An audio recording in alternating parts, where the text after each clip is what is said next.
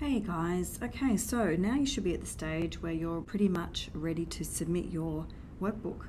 So this is going to show you how you submit it and a couple of other things you can do just prior to submission for customizing the look and feel of your workbook. So as you know, your workbook lives in your asset store, and by now you've probably come in and made all your edits and you're ready to go ahead and put that in your workspace, which is where you submit things. So click on it once and click submit. Your workspace will come up. You'll be able to see that it's OCC201, semester 1, task 3. You'll open for submission. You're allowed to submit once, and there are your deadlines. So I'm just going to click that I want to submit that. We have the standard USC submission declaration for you to acknowledge, and click on I agree. And then let you know that your work has been submitted and you'll receive an email with information about that. And that email will come through to your student email. If for some reason it doesn't, that doesn't necessarily mean it hasn't been submitted. And there are another couple of things we can check just to make sure that our submission has actually gone through. So I'm just going to click continue here. Alright, so if I come back into my asset store and I come here to the refresh button, you'll note here that I've now got a green dot. That's my submission status. And my green dot tells me that my asset has been submitted to that workspace. So that's that double check I was saying, that you can have a look for that dot after you've refreshed your screen. You should also get a message down here in this tiny little icon of a message center. So, and again, it lets me know there that my submission has been accepted. So again, another way that you can have a look for that. Now, once you've submitted, you can still edit that right up until the cutoff time at 4 o'clock on the Monday.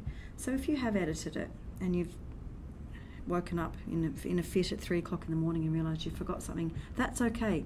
You can still edit right up until, as I said, that deadline, and you don't need to resubmit, you don't need to ask if it can be taken down, because anything you change in here until 4 p.m. on the Monday will actually be reflected in the version that you've already submitted. You can also change the look and feel of your submission. So if you come up here to the top bar and you click and drag, you'll see that there are different themes. Now, at the moment you can only really see a tiny little bar of that, but if I was to save that and then come to preview and then to the full screen preview, you'll notice that it now gives my entire workbook an overall theme. And you can come and see how each of your pages and links is looking within that theme. Okay, so even down to your activity 4 and your intervention plan, you should be able to see your materials and how they're going to look. So this is a really good way just to come and have a look at how it's going to look, because this is how your marker will see it. And as I said, there are several themes you can choose from. So if I come back now to edit it again and just flick across, you can, as long as you save it first, you can then go to preview and full preview and have a look at how it's going to change. So there's a couple of hints there for your customization, and if you really wanted to get into building your own, you can completely build your own customization by coming here to the new button and following along in that window. So if you're really arty and you wanted to get creative with it, you can definitely do that as well, but I'll leave you to explore those things for yourselves. The one other thing I really wanted to point out was that the inbuilt help within PebblePad is really fantastic. So if there are any questions you've got about the functionality, about adding in images or files, building folio pages, or even building yourself a web folio from scratch, this help file is absolutely fantastic. And I'll just give you a little run through of the menu so that you can just see how it correlates. As you hover over here, you see that you've got the same menu bar as what you've got in your account, and the navigation items are exactly the same down the side here for the help.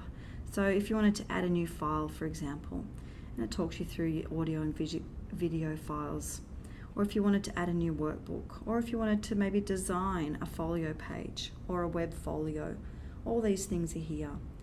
I'll just click that one and show you an example. There's some quite in-depth PDF or some quite in-depth information here on the web. You can export this as a PDF, and you can also click to watch some videos that will talk you through some of these other details and resources here. So obviously creating web folio, but lots of other things you can look at for the video resources. And if you wanted to export these instructions, you can download them as a PDF to keep.